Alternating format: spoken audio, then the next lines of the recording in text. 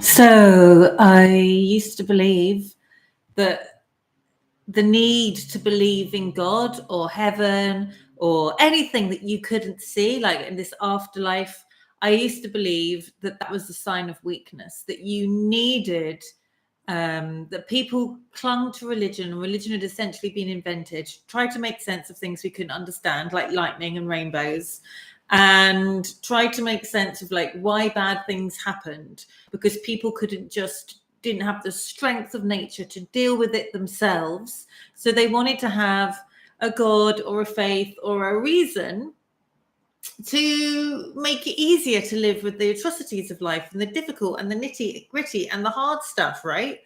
And I survived my childhood, which was extraordinarily difficult, raised by addicts and a narcissist and all the other things that happened, which I won't go into right now. I survived addictions. I survived suicide attempts. I survived being tortured. I survived being bullied in many different places. I was basically not fitting in.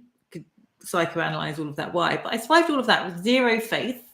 I was raised an atheist. I was deeply angry at the fact we had religion and all these things. I was deeply angry at everything, really.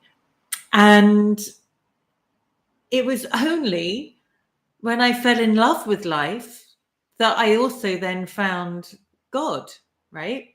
And this isn't, for me, this, and you can have all different faiths. Like I used to be a Buddhist leader. I think there's amazing teachings in Buddhism.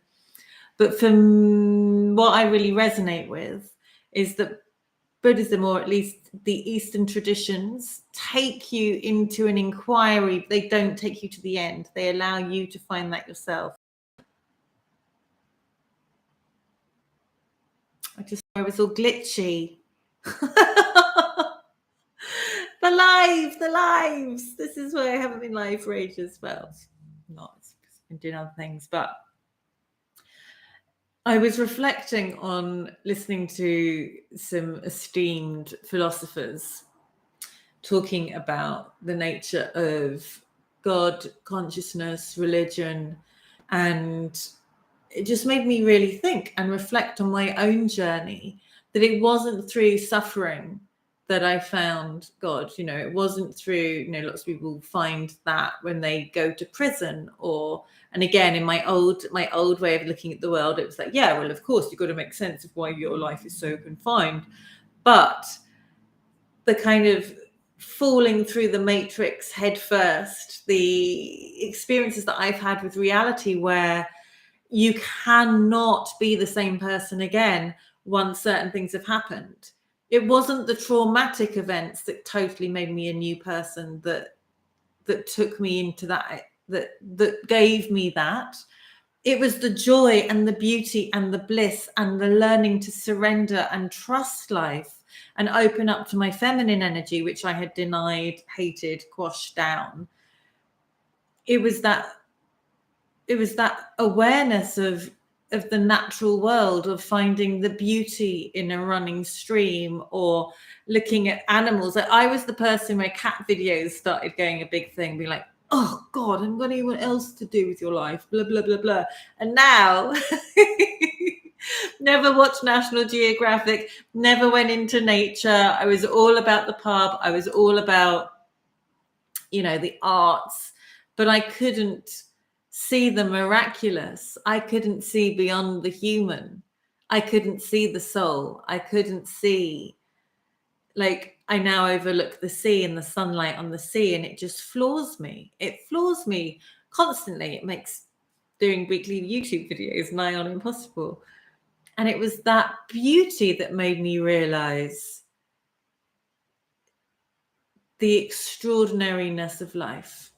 Because, and this is why I wanted to make this video, because when we are in suffering, when we are in contraction, we are so attached to the real. We are so attached to what has happened. We are so attached to the feeling, the embodied feeling, and we become tight and hard. And this isn't to judge that. It isn't to make this wrong, because it's part of the human experience.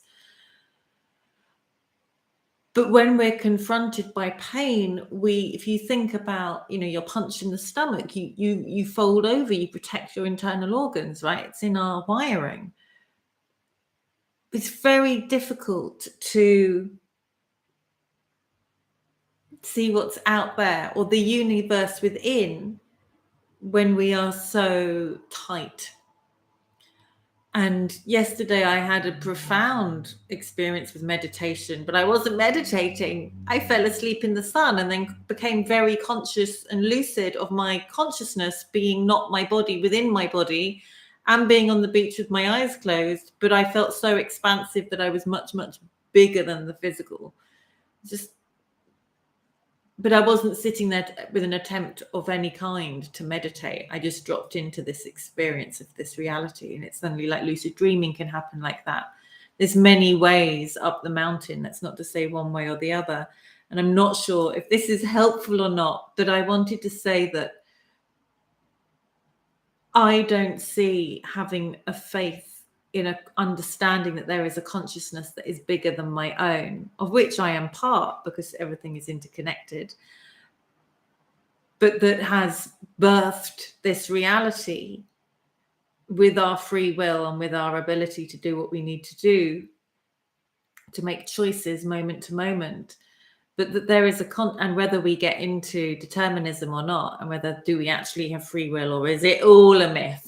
Is it all a premise to give us a sense of agency? Like, I haven't got an answer to that one yet.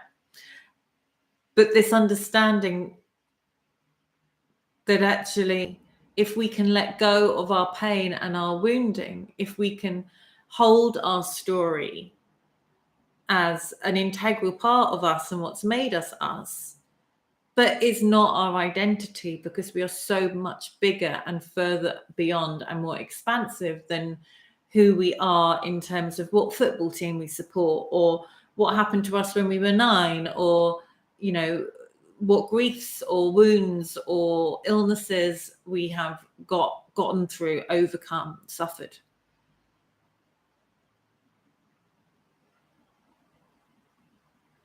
Because I think there is a real beauty and a depth and a richness in some of the people that I have met who have suffered the most, once they have got to the stage where they can let go of the baggage. And that can't happen immediately. You can't spiritually bypass that. But there becomes a point where your heart is opened so much, it can feel like it's broken, right? By pain, that you are taken into a place of surrender to the divine.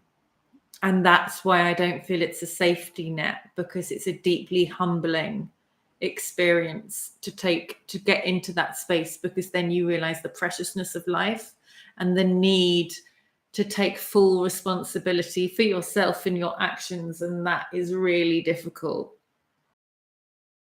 It's so much easier to eat ice cream and watch Netflix than see the world in all its beauty and its pain, and know that you are here to make a difference and play your part in it, in whatever simple or small way that might be. But it is also liberating and empowering, and makes the journey so much more worthwhile. And that is what my journey and my faith has given me. And I don't conform to any specific religion, although I find beauty in all of the ones that I have explored, practiced, studied. But for me, when I say God, and it took me years to get comfortable with that word because of all its connotations, I'm talking about the fact that, the ratio of strawberry seeds and pineapples are like the same, that, we have the 100 monkey effect, that I can eat a mushroom and someone else can eat a mushroom on another part of the planet, and we can both have the same visions. And it's, that I can look into the eyes of another human being I've never met before and yet feel such love and a huge connection, as though I've been around the planet with these people for thousands of years. Not everybody, but when that happens, it's like, well, this is beyond words. You know, you can look at past life regression. You can look at what the Shaolin monks are capable of doing. You can look at the fact that babies grow inside us. Like, it's just floors you. I still am like, I can't get over that. I just can't. Anyway, that's what I wanted to share today. I'd love to know your thoughts below. What has been your journey? Like, often I find within the spiritual community, there's a lot of, well, there's still people who are associated as atheists or agnostics, and I find that interesting.